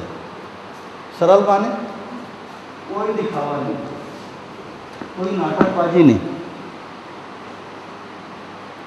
कोई मिथ्या अहंकार नहीं। मैं जैसा हूं वैसा आपके सामने प्रस्तुत हूं। आज पूरी दुनिया कहाँ चली गई है बताइए? खाली दिखावे में चली गई। शादी कर रहे हैं, कपड़े ढंग के नहीं। अब एक ठो कपड़ा लेने जाएंगे तो ढंग से आजकल 1000 रुपये में नहीं मिलता, तो जाते हैं धोबी के यहाँ, एक बढ़िया सूट निकाल दो। एक दिन का किराया कितना लोगे? 25 रुपया। आप अपने सूट को धोने के लिए दे धोबी के यहाँ, वो 25-50 रुपया ले करके उसको किराया में दे देता है कपड़े को। धोबी के यहाँ धुलवाना बहुत खतरनाक। कौन कौन लोग आपका कपड़ा पहन के कितनी शादी ब्याह में चल देगी आपको पता भी नहीं लगेगा। आप सोच रहे धोबी के यहाँ धुल रहा है कपड़ा, वो धुल करके प्रेस होके कोई आदमी पहन के चला गया उसको। अब सूट एकदम चमचमाता हुआ शानदार कपड़ा दिखाता है कि मैं इतना बड़ा आदमी हूँ, जबकि सच्चाई यह है कि बाबा मेरे पास एक भी सूट नहीं है, ये सीधा साधा कुर्ता है, उसी को पहन के हम लोग तो इंग्लैंड भी जाते हैं तो इसी कुर्ते को इसी धोती को पहन के जाते हैं। क्यों दिखावा करेंगे भाई? जो हमारी परिस्थिति है, हैसियत है, वही ठीक है। अगर कोई बात मुझको नहीं मालूम, कि जीवन विद्या तो इतना गहन विषय है कि इसके बारे में बड़े बड़े लोग दावा करके हिल जाएंगे। जो बात नहीं मालूम है उसको मैं कहता हूँ भैया मुझको नहीं पता है। हाँ, उनके जो विशेषज्ञ हैं, जानने वाले लोग अभी बैठे हैं, बाबा जी हैं जिन्होंने इस दर्शन को लिखा है, तपस्या करके सत्य को, आप उनसे मिल लो, जाओ। मैं क्यों दावा करूँगा, मैं क्यों ऐसा दिखाऊंगा कि मैं सत्य को जानता हूँ, कि ईश्वर को जानता हूँ, कि देवी देवता को जानता हूँ। हम लोग जब विदेश यात्रा में गए ना, तो वहाँ की ज़िंदगी एकदम अलग ढंग की, पहली बार गए जब, तो हम लोगों ने बस एक पॉलिसी बना के रखी, जो बात हम लोग जानते थे उसको बोलते थे, जो बात नहीं पता है उसको हम लोग बोलते थे हम नहीं जानते। उससे इतनी सुविधा हुई कि मैं आपको क्या बताऊं। आज तक इतनी सारी विदेश यात्राओं में कोई दिक्कत नहीं। अरे भाई, मैं भारत से गया हूं इसका मतलब कोई बड़ा भारी ज्ञानी थोड़ी हूं, सामान्य आदमी हूं आपके जैसे। हाँ, कुछ चीज़ों को थोड़ा बहुत शायद मैं आपसे ज़्यादा जानता हूं। इस विनम्रता से, सरलता से आप पेश आएंगे, लोग बेहद खुश हुए। आज भी आते हैं हमारे यहाँ, दुनिया के ढेर सारे देशों से लोग हर 1-2 महीने में आते रहते हैं। तो ये सरलता का मतलब है आप जैसे हैं वैसा ही प्रस्तुत होइए। कोई ज़्यादा दिखाने की, अपने को बड़ा दिखाने की, पाखंड करने की कोई ज़रूरत नहीं है, लंबा चौड़ा बोलने की। इससे आदमी बहुत मज़े में रहता है, कोई तनाव नहीं। जैसा है, जो परिस्थिति है, जो हमारा ज्ञान हमारे पास है, जैसा हमारा जीने का क्रम है। अब अंग्रेज़ लोग तो जानते हैं कभी ज़मीन में बैठते ही नहीं, कभी नहीं बैठते वो लोग। जब बैठेंगे कुर्सी में बैठेंगे, खाना भी खाएंगे तो कुर्सी में बैठ के टेबल के ऊपर खाएंगे। जब इंग्लैंड से लोगों का दल आया तो हमारे आश्रम में कुर्सी ही नहीं थी, इतने सारे टेबल कुर्सियाँ नहीं थी कि उनको खिला पाते। तो हम लोग जैसा टाट पट्टी बिछा कर भी बैठते हैं ना, ऐसे बिछा दिए। हम लोग उनका आइए बैठिए, वो लोग बैठे बेचारे लोग। और उनके जैसा खाना हम लोग कहाँ से लाएंगे बाबा? जो दाल चावल रोटी सब्जी मिठाई चीला फरा खुरमी हम लोग खाते हैं, उसी को खिलाया उनको। तुमको खाना है खाओ, नहीं खाना है जाओ। हम क्या करेंगे भाई? हम सामान्य आदमी हैं, हम नाटक क्यों करेंगे? बहुत प्रेम से खाए लोग, जो उनको रोजा बहुत प्रेम से खाते रहे। अगर हम लोग दिखावा करते तो मुसीबत में पड़ जाते। रोज़ आप उन लोगों का खर्चा तो हज़ारों में है ना, हम वैसा खाना उनके लिए कहाँ से लाते? जो जैसा घर में बनता है हम लोग खाते पीते हैं, जैसा ज़मीन में बैठ के खाते हैं वैसे उनको खिलाते रहे। इस सरलता का इतना अच्छा असर पड़ा कि आज तक उनके साथ दोस्ती है, मित्रता है। उस समय वाकई में उतनी कुर्सियाँ नहीं थी कि उनको हम कुर्सियों में बिठाल के खाना खिला पाते, उतने टेबल भी हमारे पास नहीं थे। तो सरलता से आदमी का जीवन तनाव रहित होता है, पाखंड रहित होता है। जैसे आप हैं, आपकी हैसियत, आपकी परिस्थिति, आपका वातावरण, आपका ज्ञान, आप वैसा ही प्रस्तुत होइए। ये जीने का बहुत सुंदर तरीका है। आप सारी ज़िंदगी सुखी रहेंगे, आपको कभी तकलीफ नहीं होगी। सरल होइए। जैसे ही आप जटिलता को पालेंगे, कॉम्प्लिकेशन, दिखावा करेंगे, मैं इतना बड़ा हूँ, इतना ज्ञानी हूँ, इतना पैसे वाला हूँ। अभी मैंने सुना है कुछ प्रांतों में, जैसा उत्तर प्रदेश का बताते हैं, अगर आपके यहाँ शादी होने वाली है और आपकी लड़की को देखने के लिए मेहमान आने वाले हैं, तो पड़ोस के बढ़िया बढ़िया गाय, बढ़िया बढ़िया बैल उसको लाकर अपने घर में बांध लेते हैं। अब जो मेहमान आएंगे वो ये थोड़ी पूछेगा कि आपके घर में बंधी है, ये गाय आपकी है ना, दूसरे की तो नहीं। ऐसा असम्मानजनक तो पूछ नहीं सकता। भाई आपके घर में गाय बंधी माने आपकी होगी, ऐसा मान के चलता है। यहाँ तक कि बाबा आपकी बेटी अगर मामूली है सुंदर नहीं है, पढ़ी लिखी नहीं है, दूसरे की बेटी को ला के दिखा देती है, मेरी बेटी, इसके शादी करनी। ये क्या है? ये कितना बड़ा उपद्रव है, आप सोचिए तो। आप सामान को बदल दें, बेटी को, शादी तो आप अपनी बेटी से करेंगे, अब बेचारी जाएगी ससुराल, उसकी क्या गति होगी। तो मनुष्य ने इस सरलता को छोड़कर जो दिखावे का, अपने को बड़प्पन दिखाने का, अपने को बड़ा दिखाने का जो प्रयास किया, इसमें हमारे सारे जीवन की सुख शांति चकनाचूर हो जाती है।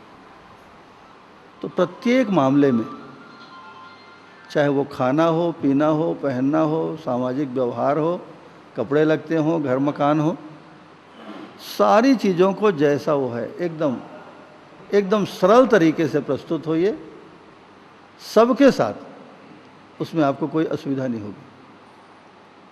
आपको याद है ना, गांधी जी जब गोलमेज कॉन्फ्रेंस में भाग लेने इंग्लैंड गए थे सन 1932 में, तो उस समय जैसा हमारे गांव में होता है, गांधी जैसा घुटने वाली पोटका पहनते थे, ऐसा वैसी पोटका पहन के इंग्लैंड चल दिए, वैसी पोटका पहन, ऊपर कुर्ता तो पहनते नहीं थे, एक ठो चादर को ऐसा ओढ़ लेते थे, लुंगी को, खादी पहनते थे।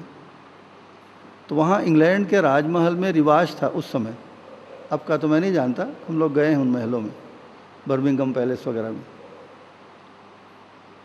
तो अधिकारी लोग आए जो शिष्टाचार अधिकारी होते हैं, सब एटिकेट्स मैनर के। उन्होंने कहा बापू ये तो चलेगा नहीं, आप फुल पैंट पहनिए तब महाराज से आपकी भेंट होगी।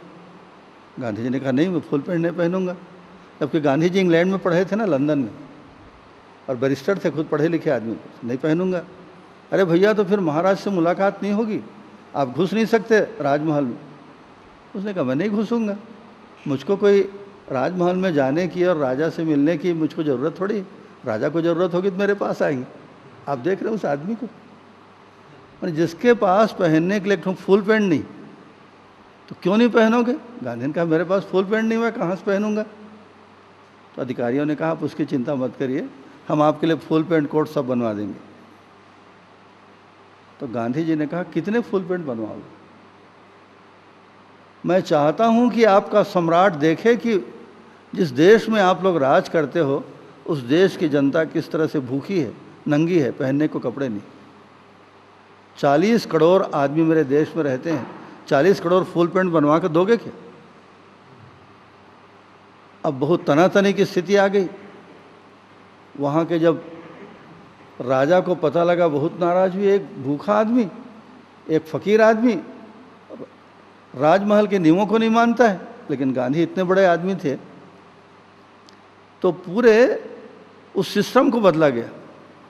राजमहल का बहुत बड़ा बगीचा है, कई मील लंबा चौड़ा, बगीचे में आयोजन, बगीचे में वो नियम लागू नहीं होता, महल में लागू होता है। बगीचे में आयोजन किया गया, ठीक है भैया, गांधी की जिद के कारण। अब राजा जब गांधी से मिला तो भड़क गया, उसने कहा तुम मेरी जनता को भड़काते हो, भारत वालों को। उस समय अंग्रेज लोग राजा थे हमारे यहाँ, हम लोग तो गुलाम थे बेचारे, भड़काते हो जनता को। तो गांधी जी बिल्कुल शांत रहे, पोटका पहने हुए थे ऐसे घुटने वाले। तो गांधी जी ने हंस के कहा कि देखिए अभी आप मुझको खाने के लिए बुलाए हैं तो अपन खाने पीने की बात करेंगे, या राजनीतिक चर्चा के लिए कल आप बुलाएंगे तो मैं कल बोलूँगा। तो राजा शर्मा गया, क्योंकि जब भी आप किसी बड़े आदमी से मिलने जाते हैं ना, तो आपसे किसी भी विषय पे बात नहीं करता हो, पहले से तय रहता है कि कितने मिनट आप मिलेंगे और किस विषय पे बात करेंगे, और दूसरी बात आपसे करेगा ही नहीं, मिलेगा ही नहीं। तो राजा लज्जित हो गया कि गुस्से में, आवेश में मैं नियम तोड़ दिया, क्योंकि अभी तो बातचीत करने के लिए नहीं बुलाया हूँ गांधी को, खाने के लिए बुलाया हूँ। खाए पिए दूसरे दिन सभा हुई, गांधी जी उसमें गए। गांधी जी ने एक बहुत गहरी बात की, उस बात ने इंग्लैंड और भारत के इतिहास को ऐसा बदल के रख दिया। गांधी जी ने कहा कि आप सोचते हो कि हमको आपसे लड़ना पड़ेगा? भारत में जितने अंग्रेज कुल हैं, एक एक अंग्रेज के पीछे 10-10 लाख हिंदुस्तान के आदमी।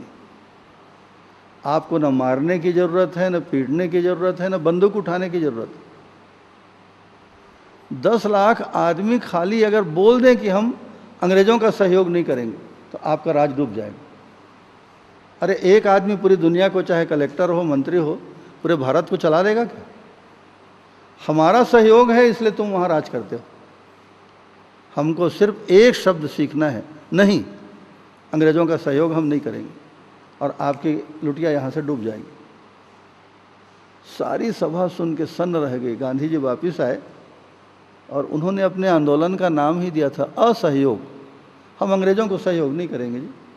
जाओ, कोर्ट का मजिस्ट्रेट अंग्रेज है, जाओ भाई अपने कोर्ट को चला लो, क्योंकि जितने बाबू हैं सब भारतीय थे, चपरासी हैं सब भारतीय थे, और बीच के लोग हैं, वकील हैं, सब अधिकांश भारतीय थे। जाओ भाई अगर तुम चला। एक अंग्रेज अब बेचारा ऐसा बैठा है कुर्सी में, ठीक है मजिस्ट्रेट होगा, तो क्या एक मजिस्ट्रेट के बैठने से कोर्ट का काम चल जाएगा क्या? सिर्फ उन्होंने कहा न मारेंगे, न पीटेंगे, न गाली देंगे, हम आपका सहयोग नहीं करेंगे। ऐसा करते करते सन 47 में आकर वो परिस्थिति निर्मित हो गई कि अंग्रेज़ों को भारत को छोड़ के जाना पड़ा। तो एक सच्चाई को इसका एक बुरा परिणाम भी हुआ।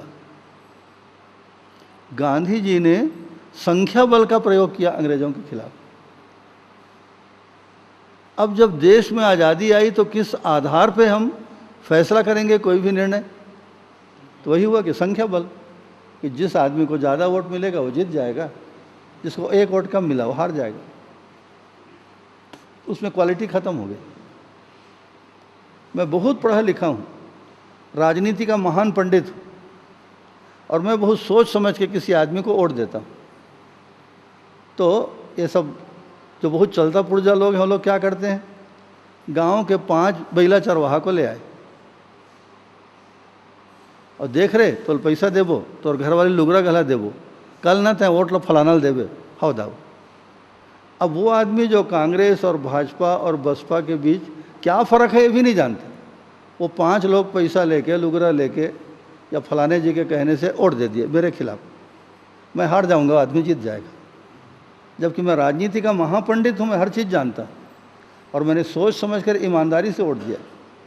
और वो 5 लोग जो मेरे खिलाफ वोट दिए वो बेचारे राम रहीम नहीं जानते।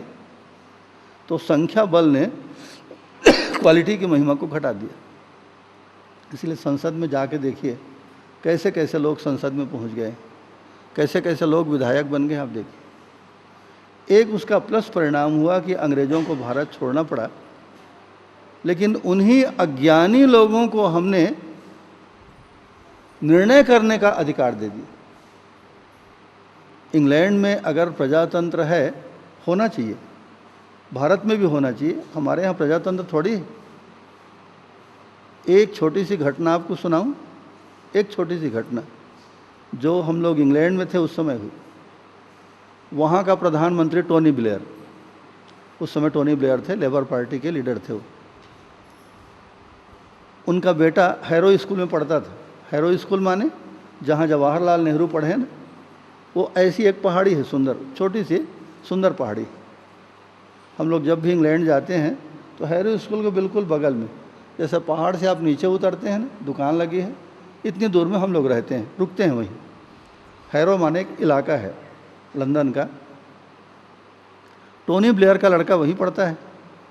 मतलब दुनिया के जो बड़े राष्ट्रपति, प्रधानमंत्री, बड़े लोगों के बच्चे पढ़ते हैं। तो बच्चों में जैसा मारपीट होती है, बच्चे घूमने निकले थे, मारपीट हुई, उसमें प्रधानमंत्री का बेटा भी था और अंडर एज 15-16 साल का रहा होगा। तो मामूली जो पुलिस सड़कों पे घूमती है ना, पुलिस वालों ने सब बच्चों को बंद पकड़ के जेल के अंदर डाल दिया, मारपीट करते हो। अब बताइए, भारत में प्रधानमंत्री के बेटे को एक पुलिस का सिपाही जेल में डालना दूर की बात है, छू के तो बता दे। वहाँ प्रधानमंत्री के बेटे को उसने अंदर कर दिया। अब रात को छानबीन हुई, कहाँ रहते हो? पिताजी का नाम टोनी ब्लेयर, क्या करते हैं? प्रधानमंत्री। उसके बाद भी उसको नहीं छोड़े भाई जेल से, प्रधानमंत्री है, ठीक है। अब वहाँ नियम है कि जब इस तरह से बच्चे कोई अपराध गलती करके जेल चला जाए तो उस बच्चे की माँ या उनके पिताजी थाने में जा कर के एक पश्चाताप पत्र है कि मेरे बच्चे से गलती हो गई, और मैं उसके लिए क्षमा याचना करता हूँ, भविष्य में मैं ध्यान रखूँगा। ऐसा दस्तखत करके देंगे तब छोड़ते हैं, और बाकी किसी के कहने से, फ़ोन करने से नहीं छोड़ेंगे। अब जब पता लगा सुबह कि प्रधानमंत्री का बेटा जेल के अंदर है, कोई आदमी छुड़ाने नहीं गया उसको ना, क्योंकि जैसा मेरा बेटा है वैसे ही प्रधानमंत्री का, माने आदमी आदमी वहाँ बराबर हैं। आप प्रधानमंत्री इसलिए तोप खाएं, ऐसा बिल्कुल नहीं। बेचारा टोनी ब्लेयर खुद गया भाई थाने में।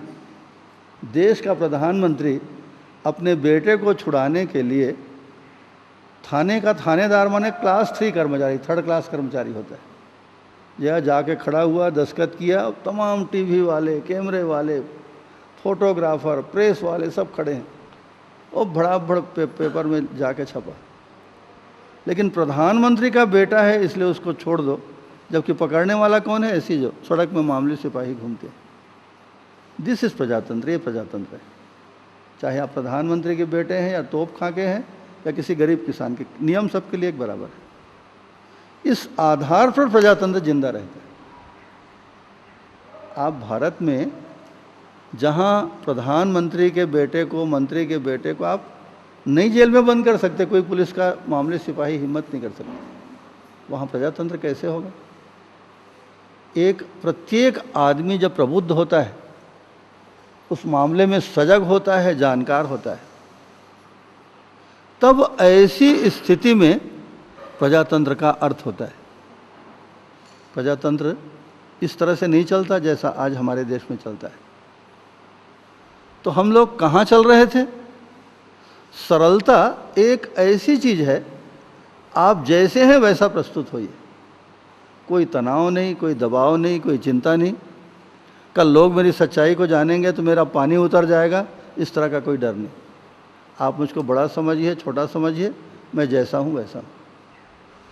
क्योंकि विद्या का भी कुल मतलब क्या होता है बताइए, एक लाइन में बताइए। ये जो जीवन विद्या हम लोग पढ़ रहे हैं, इसका बेस एक लाइन में विद्या क्या है उसको बताइए। जो चीज जैसी है उसको ज्यों का त्यों देखना, इसी को जीवन विद्या कहते। ज़्यादा करके देखेंगे तो भी भ्रम है, कम करके देखेंगे तो भी भ्रम है, कुछ का कुछ देखेंगे। जैसे अंधेरे में रस्सी को आप सांप की तरह देखते हैं, देखते हैं माने समझते हैं और डर जाते हैं, वो भी भ्रम है। भ्रम से आदमी बंधन में पड़ता है, भ्रम बराबर दुख। और जो चीज़ जैसी है उसको वैसे ही देखना माने यथार्थ दर्शन, यही मुक्ति है, और मुक्ति कुछ नहीं। विद्या का मतलब है अपने आप को, संसार को, संसार में फैली हुई अनंत चीज़ों को, परमात्मा को जैसा वो है वैसा ज्यों का त्यों देख लेना, इसी का नाम विद्या है। विद्या एक दृष्टि का नाम है।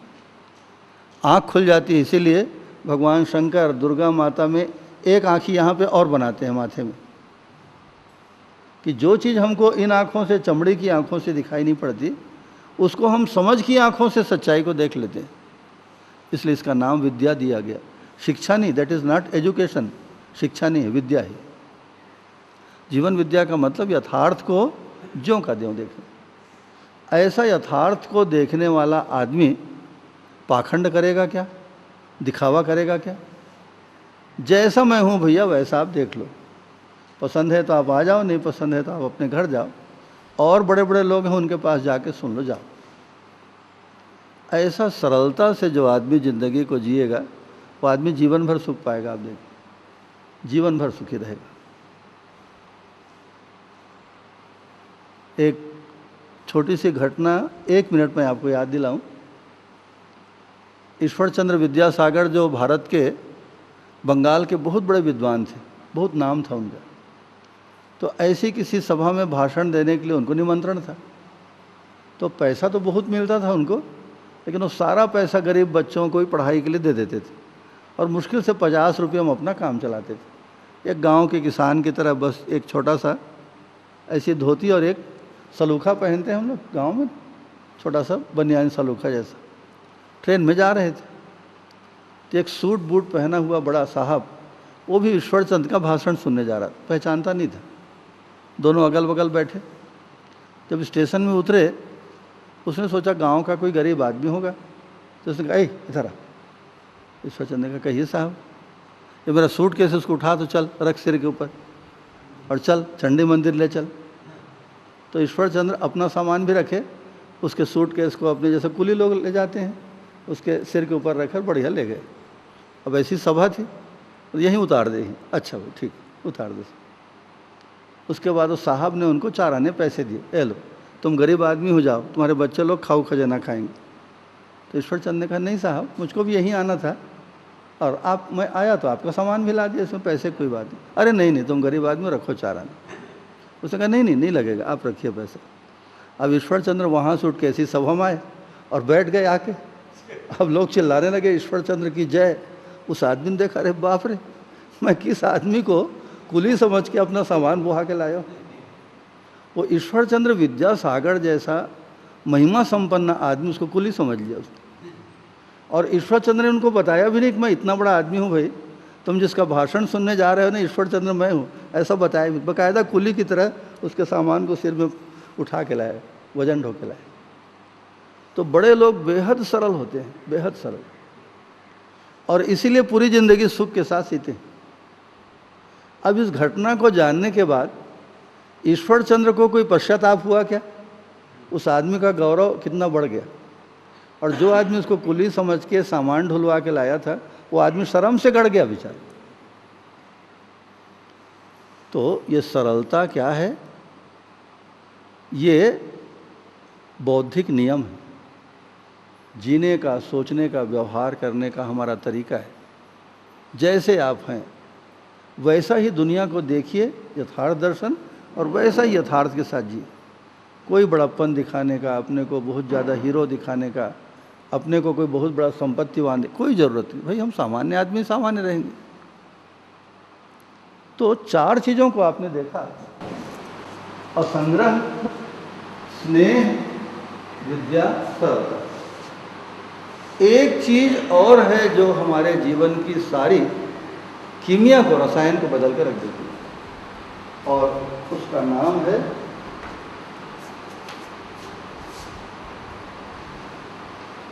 अभय।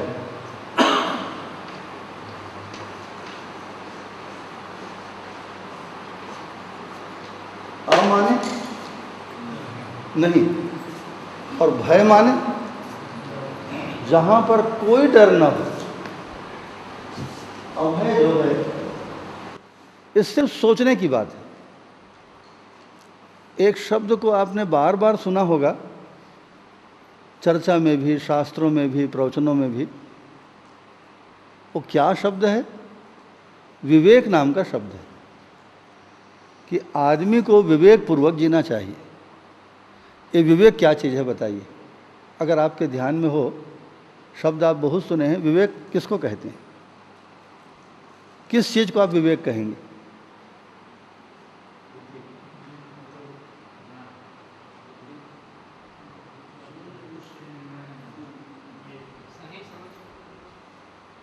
हाँ, सही समझ का स्वरूप क्या है? आइडेंटिफाई करिए। वो यथार्थ तो है, लेकिन उसको एकदम ऐसा सटीक, ऐसा उंगली रख के बताइए, ये विवेक। उसके कुछ नहीं, 3 खंड हैं। 3 चीज़ों को मिलकर विवेक कहते हैं, या 3 सच्चाइयाँ हैं जो अचूक हैं, जिसको आप और हम, कोई दुनिया में कोई नहीं बदल पाता। कि ये शरीर नाशवान है, इसको कहते हैं विवेक। और मेरा जो स्वरूप है जीवन, वो अविनाशी है, उसको कोई मार नहीं सकता, ये इसको कहते हैं विवेक। और व्यवहार के कुछ नियम हैं। आदमी आदमी के साथ निभने निभाने के लिए जो मेहनत करता है, उसको व्यवहार कहते हैं। सारा व्यवहार किसके लिए? फिर वही खूंटा पकड़ लीजिए, निरंतर सुख के लिए। हम सारा कार्य व्यवहार जो करते हैं सुख पाने के लिए।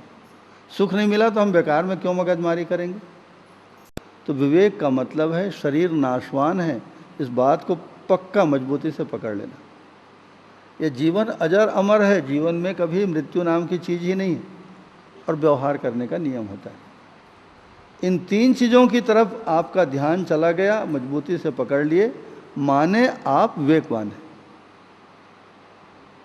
विवेक का इतना ही मतलब है कुल।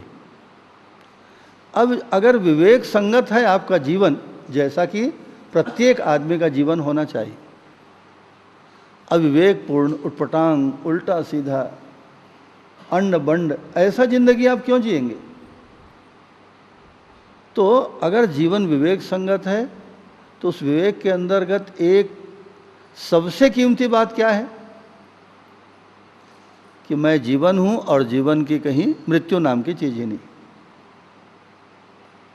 मैं जो जीवन हूं, मेरे लिए मृत्यु नाम की कोई भी वस्तु नहीं है और इसलिए डरने का कोई कारण नहीं। मैं अक्षय बल, अक्षय शक्ति संपन्न जीवन हूं, मेरी कोई मृत्यु नहीं है और इसलिए मेरी जिंदगी में डर नाम की कोई चीज़ नहीं। हाँ, एक चीज़ है कि जीवन की अभिव्यक्ति के लिए, जीवन को प्रमाणित करने के लिए जो शरीर मिला है, इस शरीर बेचारा बदलता है।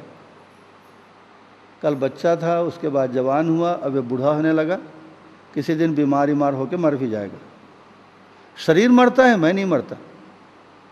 ये कपड़ा रोज़ हम लोग बदलते हैं, धुलने के लिए चल देगा, किसी को दे देंगे, फट जाएगा कुछ दिन में, लेकिन कपड़ा फटने से मैं थोड़ी मर जाता हूँ। मैं तो जो कहती हूँ और नया कुर्ता रखा है उसको निकाल के पहन लूँगा। ये जीवन शाश्वत है और शरीर में बार बार ज़रूरत के मुताबिक परिवर्तन होते रहता है। ये अभय नाम की जो बात है, दुनिया में डरने का कोई भी कारण नहीं। अगर आप पूरी ज़िंदगी में बिना डरे जी सकें, वो किस आधार पे होगा? पैसे के आधार पे नहीं होगा, सामान के आधार पे, बंदूक के आधार पे नहीं होगा, वो सिर्फ समझदारी के आधार पे होगा। आज प्रधानमंत्री, चाहे राष्ट्रपति, चाहे मंत्री, चाहे करोड़पति, ये सब कितना डर डर के जीते हैं। आप देखें ना कि आज हम लोग मज़े से उठ के कहीं भी जहाँ मन लगा उठ के चल देते हैं, और प्रधानमंत्री महोदय तो डर के मारे अकेले बाथरूम नहीं जाते हैं। आपको पता है ना, 5 बंदूक वाले आगे पीछे चलते हैं, तब आदमी जो है बाथरूम जाएगा।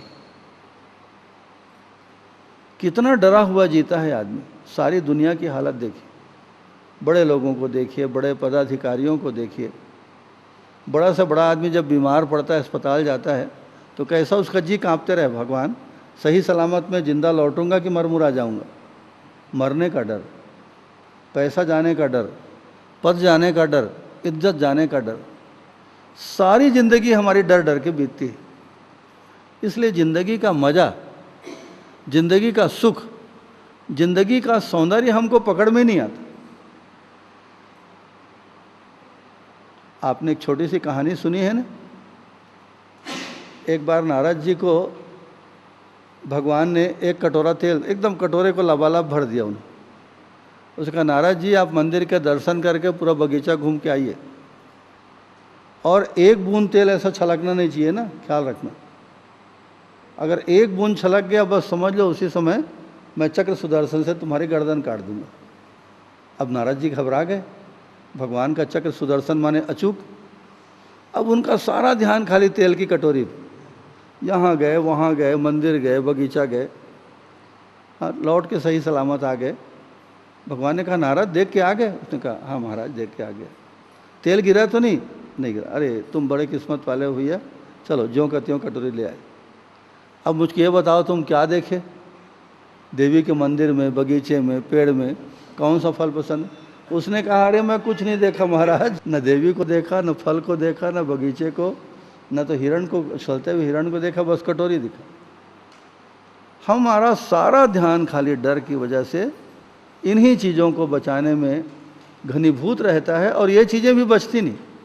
न शरीर बचता है, न धन बचता है, न परिवार बचता है। जो घटनाएं होनी है हो ही जाती है। दुनिया में सारी चीज़ें एक से एक चिंदर है। आपका जीवन ही कितनी सुंदरता से भरा हुआ है, लेकिन ये जो डर है, वो डर का आधार क्या है? एक मिसकॉन्सेप्ट, एक भ्रमपूर्ण मान्यता कि मैं शरीर। तो डर ने हमारे जीवन की सारी कीमिया को, रसायन को बदल के रख दिया है। अगर एक बार आदमी निर्भय हो जाए, एक बार, तो सारे समीकरण बदल जाते हैं। एक छोटी सी घटना आपको याद है, गांधी जी जब चंपारण में थे और नील पैदा करने वाले अंग्रेज़ों के खिलाफ आंदोलन चला रहे थे, तो एक अंग्रेज़ जमींदार बहुत नाराज़, अरे गांधी कितना बदमाश है, लोगों को भड़काता है। तो उसने गुंडे को बुलाया, बता रहे कितना पैसा लेगा, क्या काम करना है।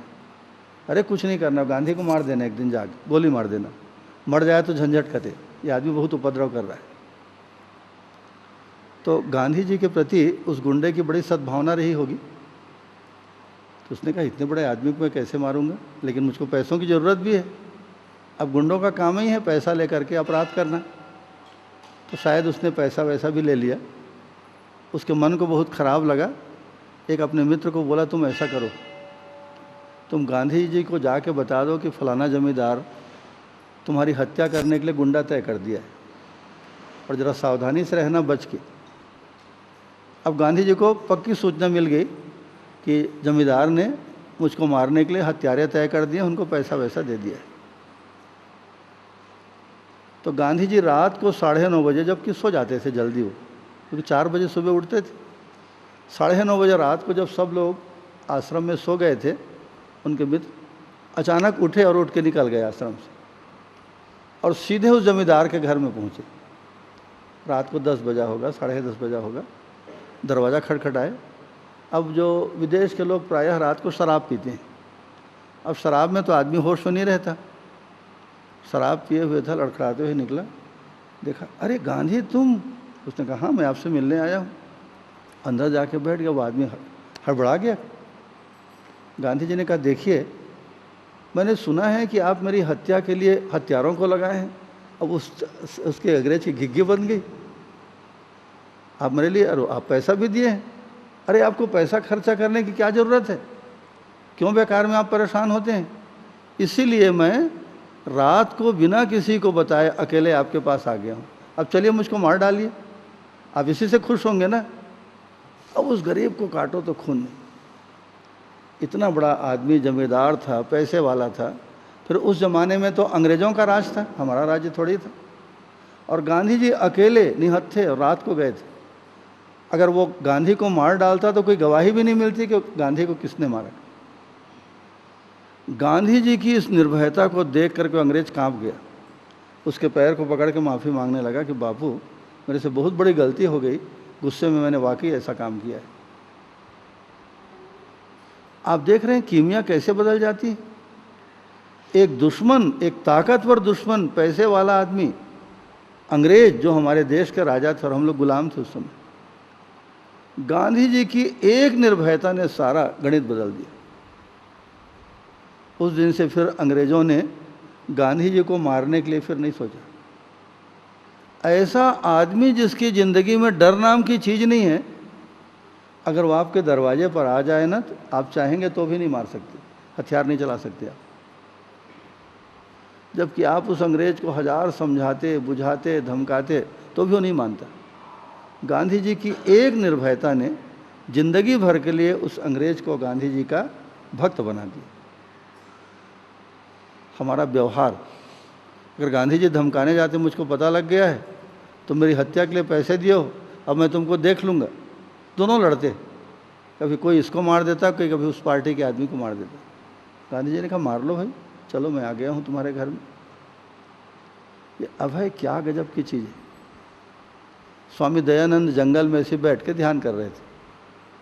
स्वामी दयानंद सरस्वती जिन्होंने आर्य समाज की स्थापना की, तो एक शेर आया और आके ऐसे खड़ा होकर सब देखने लगा। तो दयानंद जी की निगाह उसके ऊपर गई। दयानंद जी को लगा कि शेर जो है हमला करके मुझको मारना चाहता है। तो उठे और उन्होंने शेर को कहा, तू क्या समझता है मैं तेरे से कमज़ोर हूँ क्या? घुमा के घूंसा लगाऊंगा तो तेरी हथेली निकाल दूंगा। शेर वहाँ से दुम दबा के भाग गया वो। अब बताइए, माने दयानंद जी में कितनी ताकत थी इसको हम नहीं जानते। हो सकता है ऐसी ताकत रही हो सकता है ना भी रही हो, लेकिन उनके मन में मरने का एक पैसा डर नहीं था। शेर को जब गुस्सा हो गया ललकारे ना, शेर बेचारा दुम दबा के भागा हुआ, ऐसा हुआ। तो अगर आपके जीवन में डर नहीं है, ये दो स्थितियां हैं, हम तो अधिकांश डरे डरे जीते हैं। तो डर का आधार क्या है? एक गलत मान्यता अपने बारे में कि मैं शरीर हूँ। इस मान्यता ने हमारी पूरी ज़िंदगी को कबाड़ा करके रख दिया। अगर मैं शरीर हूँ ऐसा मैंने मान लिया तो इसका मतलब है कि अब शरीर तो बीमार भी पड़ेगा, बूढ़ा भी होगा, मरेगा। मरना जो है डरावनी चीज़। एक गलत मान्यता ने मेरी ज़िंदगी को कहाँ गड्ढे में डाल दिया। और जैसे ही मैं स्वीकार करता हूँ अपने भीतर कि मैं तो शरीर नहीं हूँ बाबा, मैं तो जीवन हूँ, और जीवन को तो कभी मरना नहीं, ये अभी मान्यता के रूप में ही है, हम कितना निश्चिंत, कितना तनाव रहित, कितना शानदार, कितने खिले हुए हो जाते हैं। मुझको कहीं नहीं मरना है, मेरा कोई कुछ नहीं बिगाड़ सकेगा। इतना आप अपने स्वरूप को, जीवन को स्वीकार करके जब जीते हैं। एक बात आपने देखी कि भले चीज़ें नकली हो, लेकिन आपका जीवन अगर उसको असली स्वीकार ले तो असर जो है असली हो जाता है। चीज़ नकली, जो रात को जो रस्सी पड़ी है जिसको आपने सांप समझ लिया है, तो सांप नकली है ना, असली नहीं है, वो तो वास्तव में रस्सी है। लेकिन आपके जीवन ने स्वीकार किया कि सांप बैठा है, तो असर आपके ऊपर असली पड़ जाता है, आपके रोंगटे खड़े हो जाते हैं, दिल जो है धकधकाने लगता है, आप चिल्लाने की ज्ञान, अरे दौड़ो रे सांप है, सांप है। और कई लोगों को तो दिल का दौरा पड़ जाता है, मैं ऐसे लोगों को देखा हूँ। नकली सांप का असर उस आदमी का दिल इतने ज़ोर से धक्का खाया कि 3 साल तक दिल की बीमारी से परेशान रहा वो आदमी। हम लोग गए थे उनके यहाँ। तो चीज़ें नकली हों, लेकिन आपका स्वीकारना या नहीं स्वीकारना ये मुख्य बात है। आप अगर नहीं स्वीकारते ना, असली सांप भी निकल जाएगा तो आपको कुछ नहीं लगता। और अगर एक रस्सी को भी आपने स्वीकार लिया आपके जीवन में कि सांप है, तो उसका असली असर आपके ऊपर पड़ जाता है। ऐसा होता है। एक बहुत मज़ेदार बात आपने सुनी है ना, मैंने सुना है कि हॉस्पिटल की सच्ची घटना है। ऐसे 2 मरीज अगल बगल लेटे हुए थे, दोनों बीमार थे।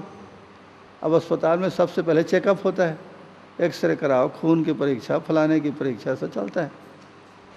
तो एक आदमी बेचारा वास्तव में बीमार था, टीबी की बीमारी थी, और दूसरे आदमी को मामूली सर्दी जुकाम था। एक्सरे वगैरह हुआ तो फोटो का प्रिंट जो है बदल गया। जो टीबी का बीमार था उसका फोटो जो है रिपोर्ट आ गई अच्छे भले आदमी के पास। अरे तुम कैसा घूम रहे हो जी, क्या हो गया साहब? अरे तुमको पता नहीं? नहीं भाई, तुम तो टीबी के बीमार हो, तुम्हारा फेफड़ा खराब हो चुका है, तुमको पता है? इतना सुनते हुए आदमी खाट पकड़ लिया डर के मारे, और फोटो का प्रिंट भी दिखा दिया, प्रमाण है। अब वो 2 महीने करीब हॉस्पिटल में रहा उसी फोटो को लेकर। मैंने चीज़ नकली थी ना, धोखे से ऐसा हो गया था। और जो वास्तव में बीमार था, जो पड़ा हुआ था खाट में, उसके पास है जो सही आदमी का फ़ोटो चला गया। अरे तुम क्या नाटक करते हो जी, क्या हो गया साहब? अरे तुमको टीबी भी कुछ नहीं है, मामूली जुकाम है, देखो रिपोर्ट आ गई। वो आदमी उठ के अपने घर चला गया। जो बीमार था वो ठीक हो गया, और जो ठीक आदमी था उसके जीवन ने स्वीकार कर लिया कि मैं बहुत, उस समय टीबी बहुत गंभीर बीमारी थी। आजकल जैसा कैंसर जैसी बीमारी है ना, किसी को कहा बोल भर दीजिए तुमको कैंसर है, इतना सुनते ही आधा मर जाता है आदमी, अधमरा हो जाता है डर के मारे। तो टीबी उस समय गंभीर बीमारी थी, बहुत अच्छा इलाज, बहुत लोग मरते भी थे।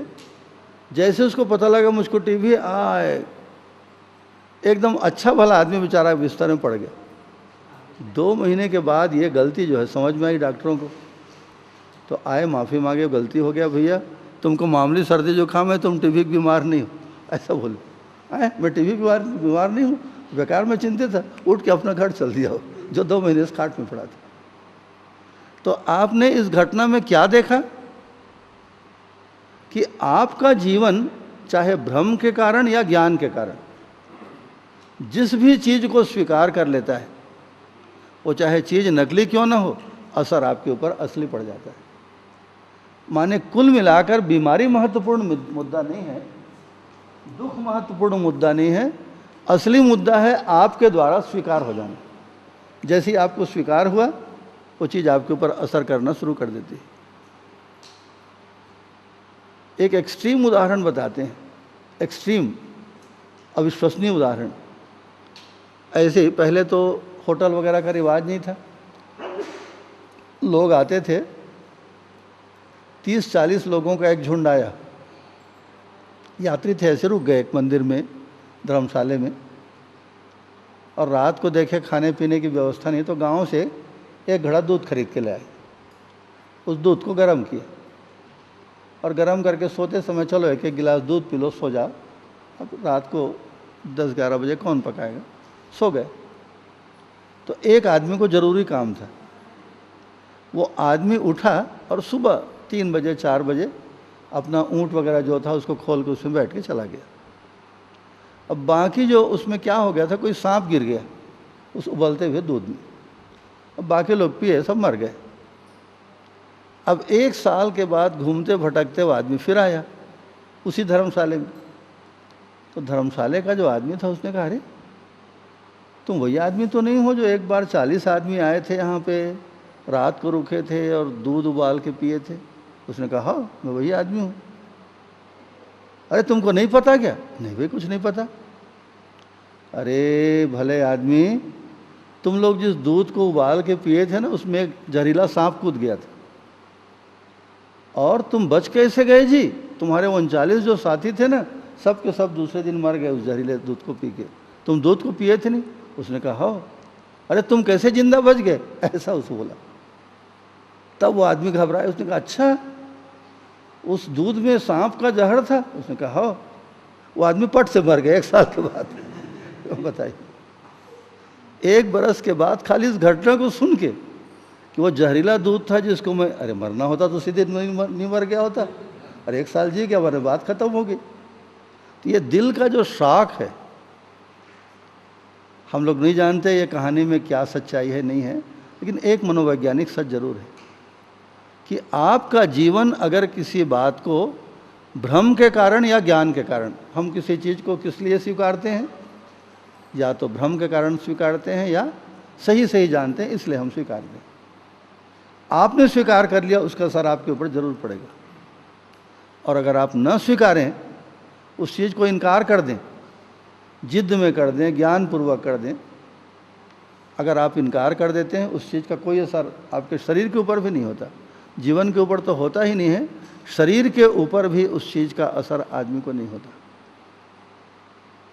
आपके जीवन के द्वारा किसी चीज़ का स्वीकारा जाना कितनी अहमियत रखता है, उसको आपने ध्यान दिया? उस स्वीकारने के 2 ही आधार बनते हैं, तो 2 आधार। वो क्या है? या तो कोई ज्ञान के कारण सही को समझ के आप उसको स्वीकारेंगे, या किसी भ्रम के कारण आप किसी फालतू बात को भी स्वीकार लेते हैं। भ्रम या ज्ञान, और तीसरी कोई चीज़ नहीं। तो भ्रम में हमेशा गलती होने की, नुकसान उठाने की संभावना रहती है। तो जीवन के बारे में, संसार के बारे में, देवी देवता के बारे में जितने किस्म के भ्रम हैं, उससे इस जीवन विद्या को पढ़कर उससे छुटकारा पा जाइए। और जो यथार्थ है, जो सच है, जो सारी दुनिया की शाश्वत सच्चाई है आपके अपने बारे में, परमात्मा के बारे में, अनंत प्रकृति के बारे में, उसको ज्यों का त्यों स्वीकार कर लीजिए। इस यथार्थ को स्वीकार करना, इसी को समझदारी कहते हैं। समझदारी माने विद्या। विद्या से क्या होता है? आदमी में समझदारी आती है। समझदारी का मतलब मैं क्या हूँ इसको जान लेना, सुनी सुनाई बात नहीं।